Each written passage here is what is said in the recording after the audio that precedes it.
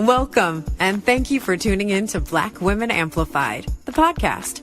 Your host, Monica Wisdom Tyson, brings you downloadable conversations that matter to women around the globe. We discuss all things Black girl magic, amplify our voices, and transform our challenges into triumphs.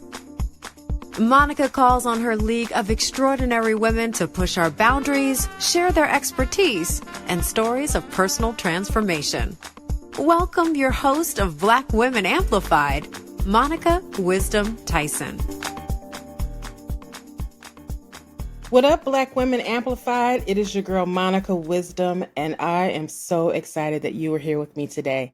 We are embarking on season 2, and it is going to be a ride. I have been working very hard, getting interviews with some incredible people, conversations, I should say. I don't really consider them interviews, just conversations with incredible people, which I'll be bringing to you later on in the season, as well as, broader content, as I talked about in the trailer. And if you go back and listen to the trailer, you'll see what and where we're navigating in season 2. The whole intention is to, of course, be the most of myself that I can be, share my stories, share information, and really help you all to fall more in love with yourselves. So I hope that this podcast inspires you enough to leave a rating and a review on Apple Podcasts, as well as share with your friends. Get the word out, because my mission is to have 1 million Black women listen to this podcast, because I think we got some conversations to have. So let's see what's been going on in my world.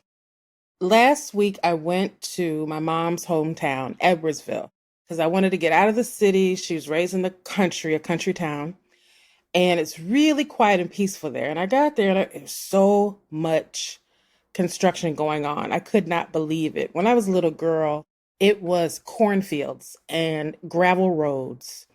So our outing would be to walk to the A&W root beer place, get a root beer float, and then we would go play in gravel rock quarries and then walk through the cornfields. All the things we were told not to do when we left, we did it. And so going back, I get this sense of calm and familiarity. I can't ever say that word right, but I feel like, closer to my family. I feel closer to God. I get this grounded feeling, and I have been feeling and I don't know if it has to do with this PAMI that's happening, but I've been feeling this angst and anxiety and stressing a lot more than I normally do. I'm normally a pretty go with the flow type of person. So I don't know what's happening, but I've also noticed that people are cuckoo right now. Everybody is off the charts. So as everybody's off the charts, I'm trying to get back on the chart. And in doing that, all of the things, sometimes you just get into a place where it seems like everything just comes down at one time and you're like, damn, whew, what else I got to get through, God? Can I just have a breather? And I went to this quiet space that I love in Edwardsville, and I just started praying and talking out loud. And I'm learning to speak things when I talk to God, to talk out loud. When I was a kid, I grew up Southern Baptist, so everything was quiet, keep it to yourself. But now I'm learning that the Bible literally says speak. So I have to open my mouth and speak. So I'm speaking, I'm praying, I'm crying, and I'm asking God to give me direction for what's next. Because like everybody else, I'm asking the question, what's next for my life? Because, when you're a kid, you think your 50s, you're going to be like this old lady with grandkids, but that's just not my life. That's not my 50. And I said, what do I want my 60s to be like? I'm like better than ever. So that process starts now. So anyway, I'm crying, I'm praying, I'm praising, I'm in gratitude. I'm in all these emotions at one time. And I said, God, listen, I trust you. I just need you to get louder. Like, I can't hear you. I can't hear you over my own thoughts. I can't hear you over the expectations that are on me. I can't hear you over the noise. So I need you to get louder. And I tell you what, I drove home, which takes about 40 minutes, and I get to my door, my front door. And in the front door, there is a letter, a card, like in the groove of my door. And I'm thinking, who opened my mail? Because it was open. Well, I opened it up and it was a note card from a podcast that I did, I think in 2020, called Girl, Can I Ask You Something podcast. And they were gracious enough to send me a thank you card. I hadn't seen the card. I don't even know how it got outside of my house. But I remember I just asked God to get louder. So here's what the card says. The card says, Monica, thank you for putting vision back into our vision board episode. Your knowledge changed the way we both looked at vision boards forever. We hope you will come back and record with us in the future. Sending light and love, Rumel. So Rumel is one of the hosts. Beautiful card, custom card, all those years that I love. And it was like, ding. I just asked God less than 2 hours ago, what direction should I go in? And I asked God to get louder. The card was in my door. I don't know how it got there. I really don't know how it got there. And vision boarding. Vision boarding is like my jam. I not only do I vision board every year, but I have taught friends and peers and clients how to vision board because there's a specific way that I do it. And in doing my vision board, people will come to me and say, girl, it happened. Because it's not just about the law of attraction. It's about really being prepared for what's to come. And so there's a whole process I take people through. I'm not going to get into it here, but I might do it. I think I'm going to do it later, maybe closer to the end of the year. I'll do a soft version of it here. But I also, because I teach it, I'm putting it online so that people can learn it from me in an online course. And so I'm going to offer it to everybody who wants to learn how to truly vision board and allow things to happen. So let me tell you what has happened to me. It's how I went to Ghana. I remember I wanted to go on this trip to Ghana with one of my spiritual groups because, I'm real woo-ish. And the trip was closed. Like they were taking no more people. I really wanted to go. I literally put on my vision board a picture, a circle of women, a picture of the continent of Africa, and Oprah. She's on my vision board every year. And not because she's Oprah, because that's neither here nor there. But it's on my vision board. And this was around, I think I was 35, 36. So needless to say, one seat opened up. Like literally one seat opened up 3 months before everybody was supposed to go on the trip. So around January, February, because the trip was on March. Not only was the trip in March, but the trip happened to fall on my birthday. So I spent my 37th birthday in Ghana, and I happened to be in a circle of people as they were singing happy birthday to me, giving me wishes, well wishes, and sending me love and energy and positivity from inside of this.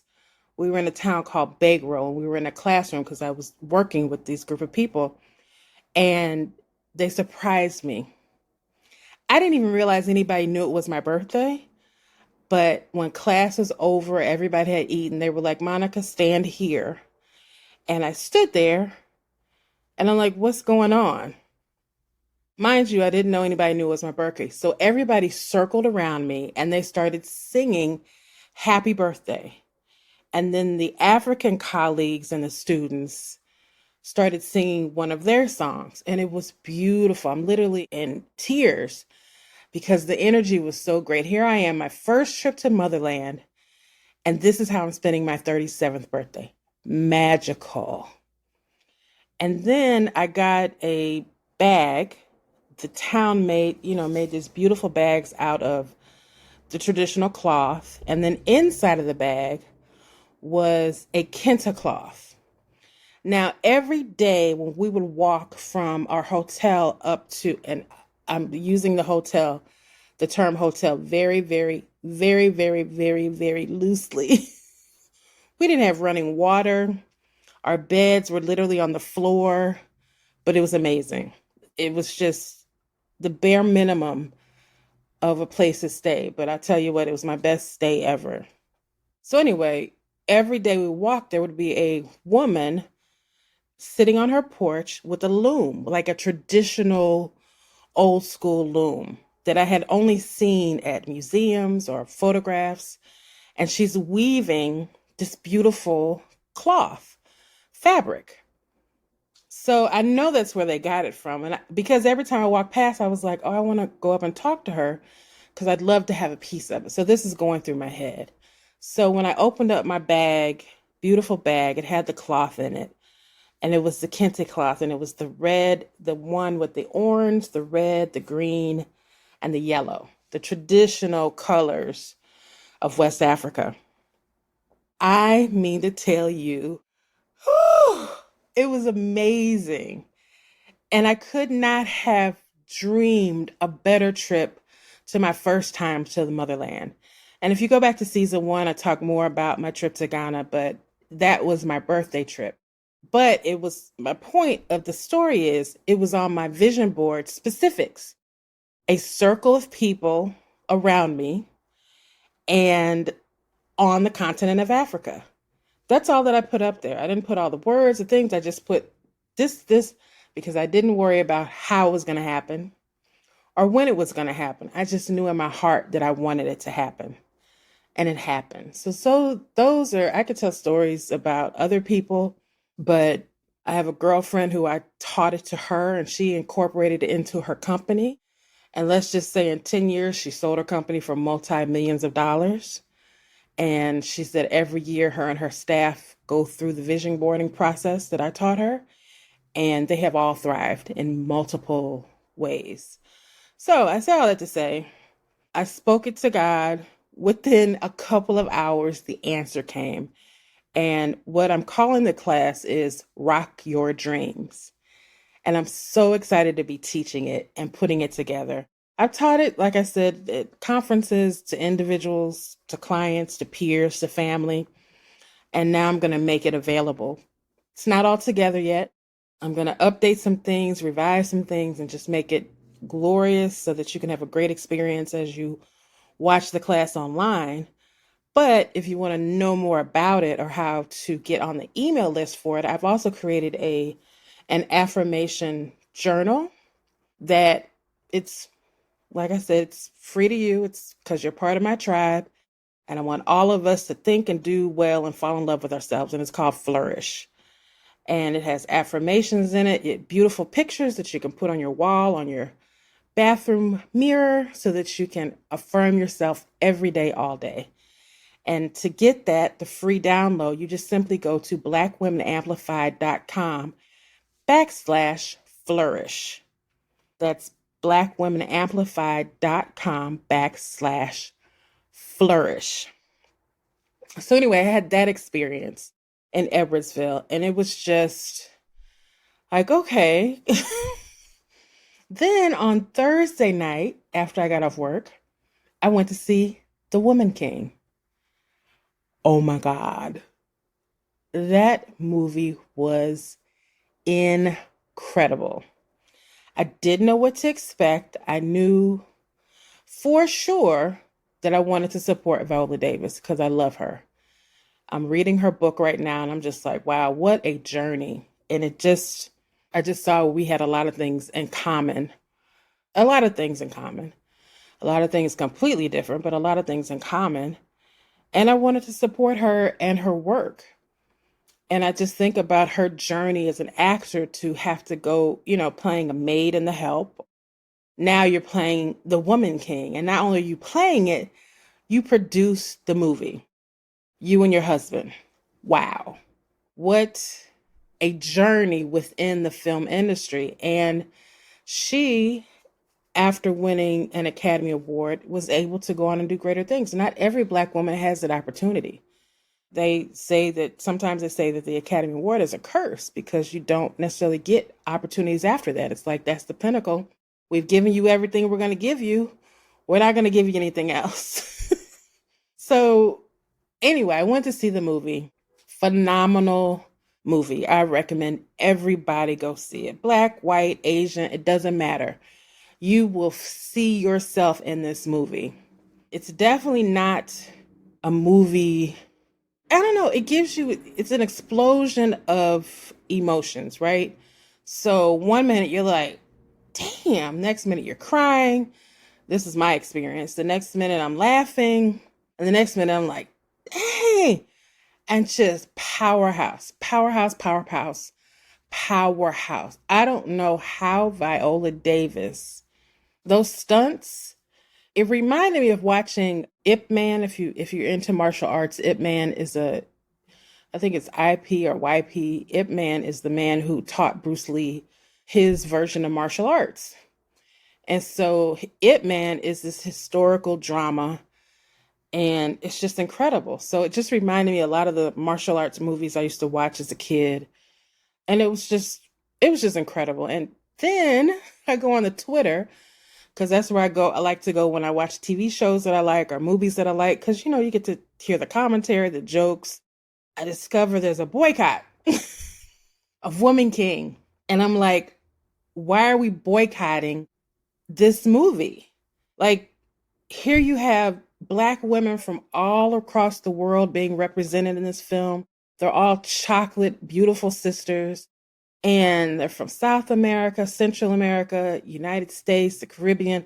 Like, truly a representation of Black women from around the world coming together. So I think that was a message in the movie. So I'll talk about that in a minute. But apparently, people don't want to see the truth about slavery. That there were African people that sold other African people into slavery. Horrific. It's covered in the movie. Then they say, some of the commentary was, well, it's showing the worst of who we are. I'm like, really? That's showing the worst? The people in Africa who you never heard about until this movie, that's the worst of us? When there's atrocities going on all around us, like when you open your door? Okay. So then I was like, okay, well, who are these people? And I'm not going to mention the name of the people who started this because I'm not going to give them any shine, and I don't want you to look them up because I don't care about them. They have their opinion. I just have a different one. And my opinion comes from, I remember, I told you I'm woo-ish. I'm not a woo-woo girl. I'm woo-ish. I get these downloads from God. And there was a time in 2014 when I was freedom fighting, and the download from God said, it is time to reconnect the diaspora. And I didn't know what that meant, but I wrote it all down. A game plan and everything. And I modeled it off of the Native Americans, the things that they have gotten from the government. But anyway, the point is that God was saying to me that until we really, because think about it. So if you meet a Chinese person, they can tell you back generation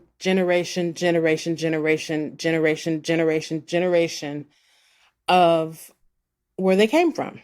They know their lineage. You talk to African people, they know their lineage. You talk to Caribbean people, they know my grandmother's.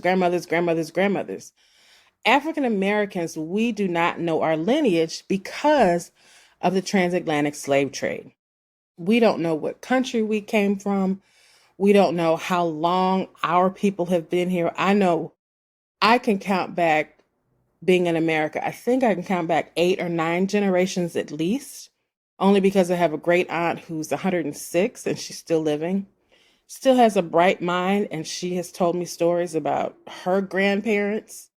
So, and then I have, younger. So there's about, I don't know how many, I can't even count it right now. But my point is that I know I can count back at least at least maybe seven generations, maybe eight is too generous, but maybe seven generations of people in my family. So I say all that to say that we've been here for a long time. But before that, before we came across the Atlantic, have no clue. Am I going to take the DNA test? No. It's not going to give me any more information but than what I already know. My blood is mixed. I know I have white in my family. I have Native American in my family. I know I have African in my family. I have a cousin who has taken it, and you know, I just go off of his results. But point being is that even though we may not know where we're coming from, we do know where we originated from.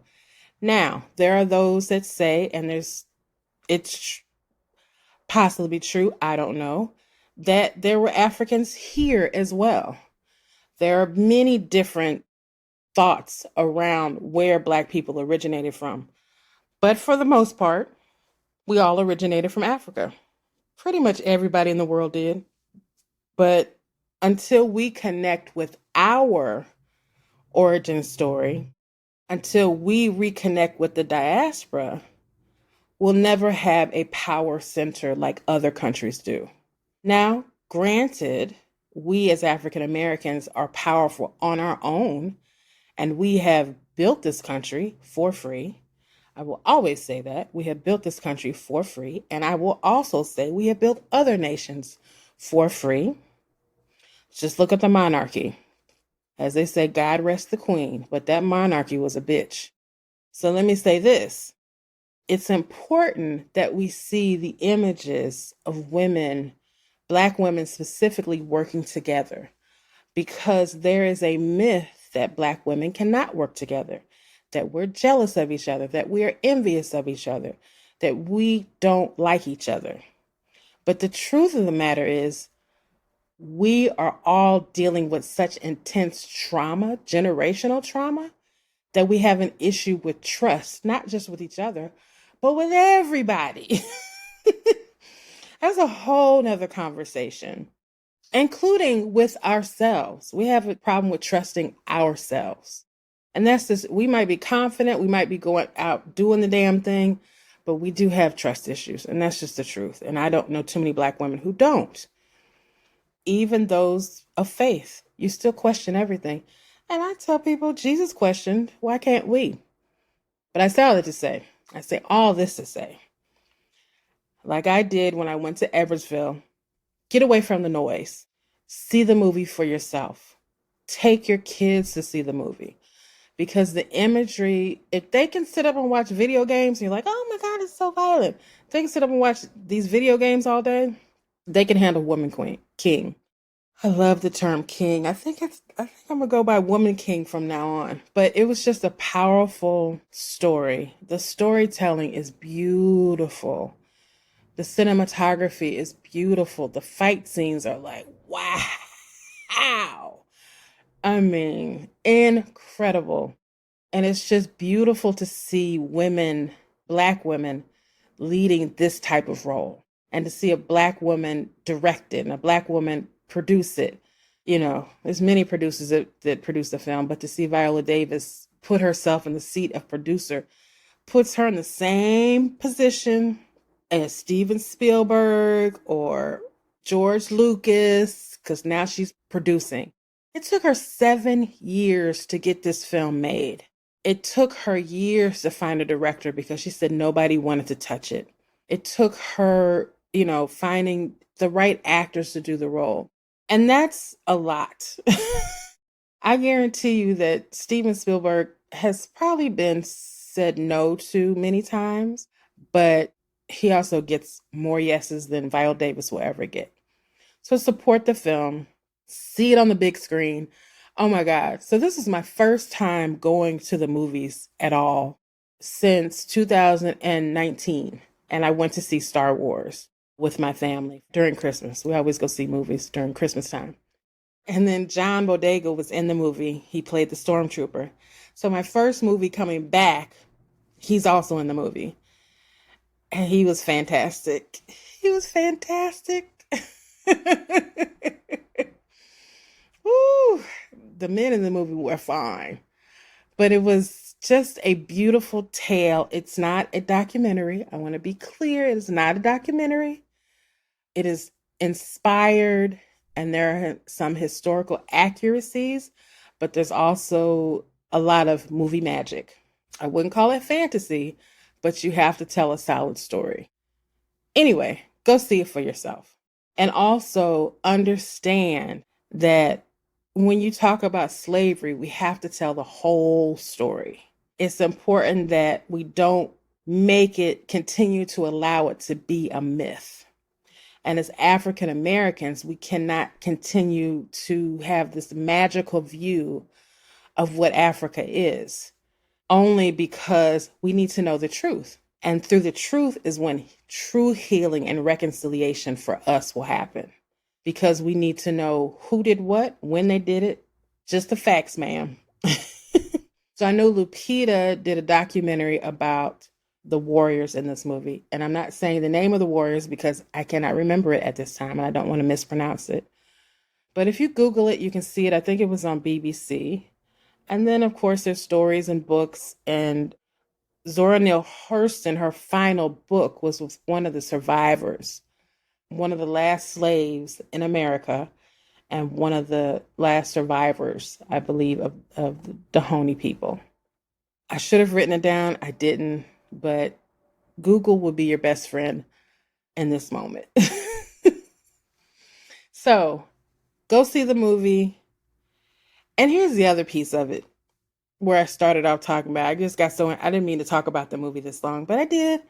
But I just wanted to say, take some time, because we as a nation, as a world, have gone through a really joint traumatic experience. And we have to be patient with ourselves and find spaces to breathe and to heal.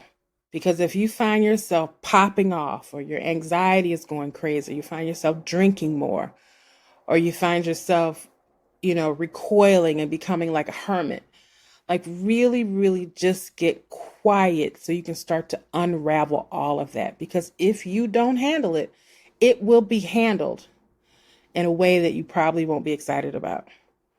So get quiet, get still, and get inside of yourself to understand what's really going on. You're not losing it. We're all dealing with post-traumatic PAMI disorder.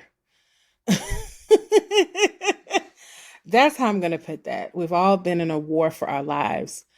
And I just think about a couple of years ago, you couldn't find toilet paper. You couldn't find Lysol. We were all stuck in the house, and now everybody's outside and people are still nervous and scared. And everybody's divided and all these things are going on. People are trying to recover. People are starting over. There's so many emotions happening. But I just invite you to take some time. If you're close to nature, go spend a couple of hours in nature, just in peace and quiet. If you're close to water, the river, the ocean, a lake, just take a couple of hours and go sit there and just be peaceful. We're all hustling to the next moment, but the truth of the matter is the moment is going to come, whether you're feeling it in peace or anxiety. And I say, choose peace. This is your girl, Monica Wisdom. Thank you for listening to the Black Women Amplified podcast. Please take some time and to give us a review on Apple Podcasts, as well as subscribe so that you know when the next episode comes up. And please, please, please feel free to share this with your tribe. And don't forget to get your affirmation journal called Flourish at www.blackwomenamplified.com/flourish. And I'll talk to you soon. Have a blessed day. Thank you for listening to Black Women Amplified. We hope you enjoyed the show. Be sure to subscribe and log on to blackwomenamplified.com for more information. Keep shining.